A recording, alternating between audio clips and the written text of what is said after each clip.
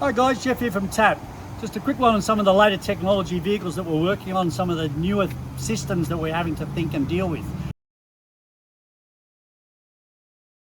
So this particular case, we've had a car come in, 2015 Mark 7 Golf with a power steering, very, very heavy, and warning lights, etc. Ended up being a communication problem with the power steering module, which is on the rack. It had some bad connections or corroded connections on that, again through water ingress and because it's in a bad situation or position on the car.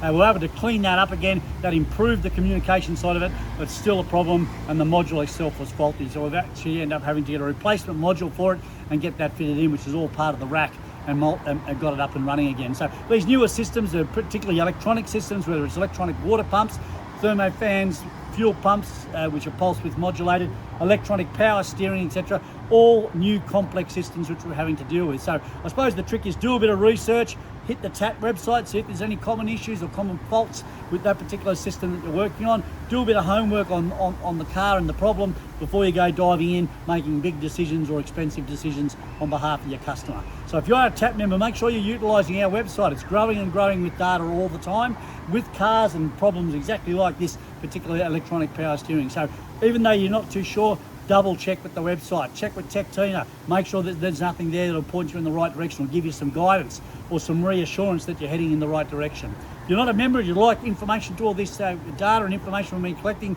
for nearly 20 years now, go to tap.net.au and click up on the sign up now button. See you next time.